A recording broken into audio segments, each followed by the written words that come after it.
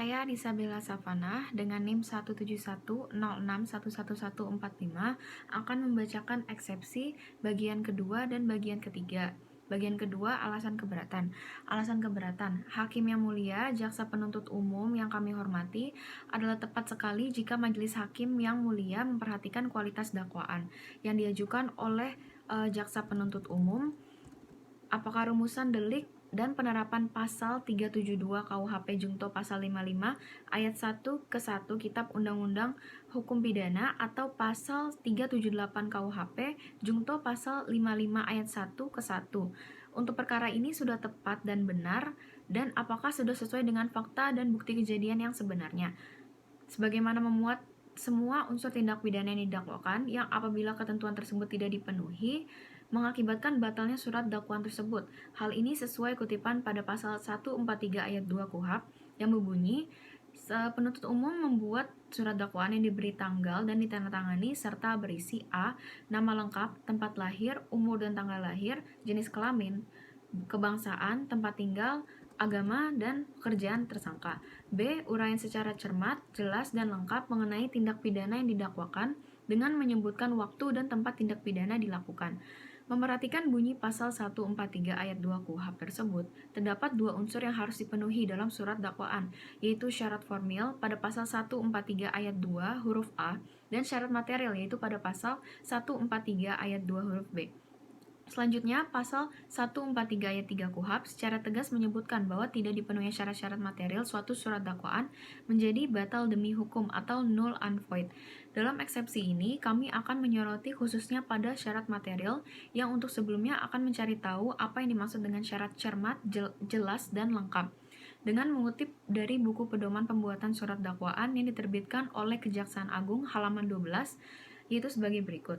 Yang dimaksud dengan cermat adalah ketelitian jaksa penuntut umum dalam mempersiapkan surat dakwaan yang didasarkan kepada undang-undang yang berlaku bagi terdakwa, serta tidak terdapat kekurangan dan atau kekeliruan yang dapat mengakibatkan batalnya surat dakwaan atau tidak dapat dibuktikan.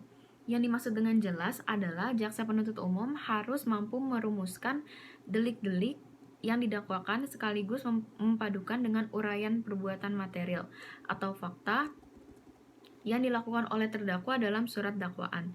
Dalam hal ini harus memperhatikan jangan sekali-sekali mempadukan dalam uraian dakwaan antara delik yang satu dengan delik yang lain yang unsur-unsurnya berbeda satu sama lain, atau uraian dakwaan yang hanya merujuk pada uraian dakwaan sebelumnya, seperti misalnya menunjuk pada dakwaan pertama, sedangkan unsurnya berbeda sehingga dakwaan menjadi kabur atau tidak jelas, obscure libel, yang diancam dengan kebatalan. Yang dimaksud dengan lengkap adalah uraian surat dakwaan harus mencakup semua unsur-unsur yang ditentukan undang-undang secara lengkap.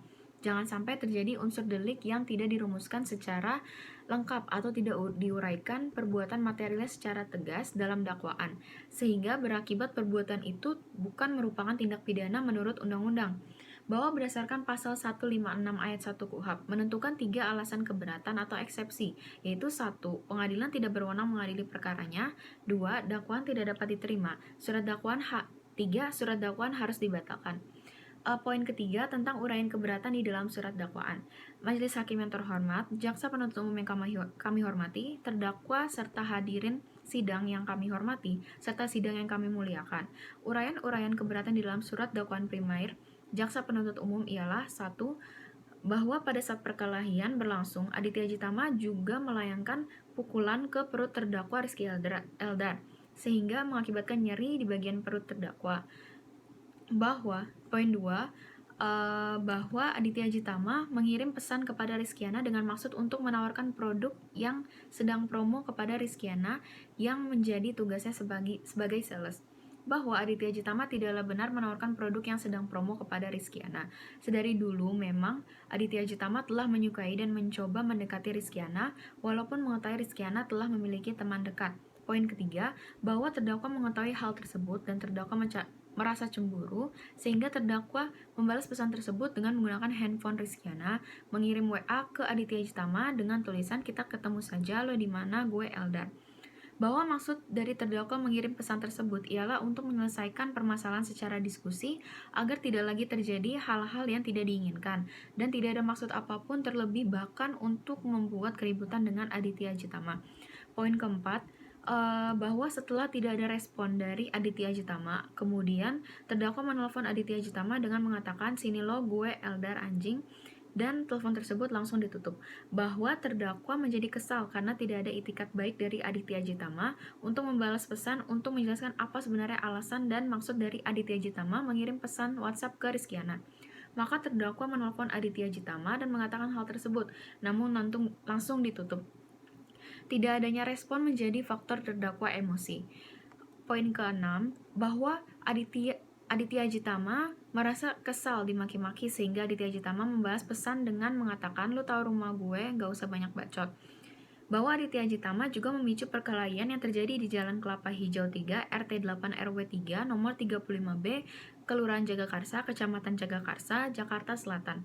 Karena dalam hal ini justru secara tidak langsung menentang terdakwa untuk melakukan perkelahian dan tidak memberikan informasi ataupun meluruskan kesalahpahaman yang terjadi. Poin ketujuh, bahwa setelah terdakwa membaca pesan tersebut, terdakwa langsung pergi ke rumah Aditya Jitama yang beralamat di Jalan Kelapa Hijau 3, RT 8 RW 3, nomor 35B, Kelurahan Jagakarsa, Kecamatan Jagakarsa, Jakarta Selatan, dengan menggunakan sepeda motor dan sampai sekitar jam 15.30 WIB.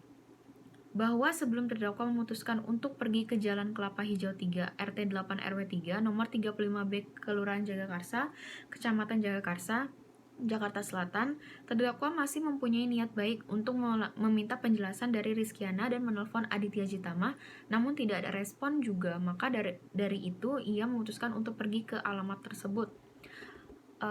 Poin ke-8, bahwa Aditya Jitama sudah menunggu di depan rumah, lalu setelah terdakwa turun dari sepeda motor langsung memukul Aditya Jitama dengan tangan kanan mengepal sebanyak 1 kali ke arah wajah Aditya Jitama hingga mengenai hidung Aditya Jitama dan langsung mengeluarkan darah dari kedua lubang hidung Aditya Jitama. Bahwa saat turun dari sepeda motor, terdakwa Rizky Eldar tidak langsung memukul Aditya Jitama, tetapi Aditya Jitama justru mengeluarkan kata-kata kasar kepada terdakwa itu, "Sini lo lawan gue," dan terdakwa menghampiri dan meminta penjelasan, tapi justru Aditya Jitama mendorong terdakwa yang membuat terdakwa semakin emosi. Yang tadinya berniat baik untuk mendapatkan penjelasan sebenarnya apa maksud dari Aditya Jitama mengirim pesan tersebut kepada Rizkyana, dan karena emosi, terdakwa memukul Aditya Jitama 1 kali ke arah wajah yang mengenai hidung.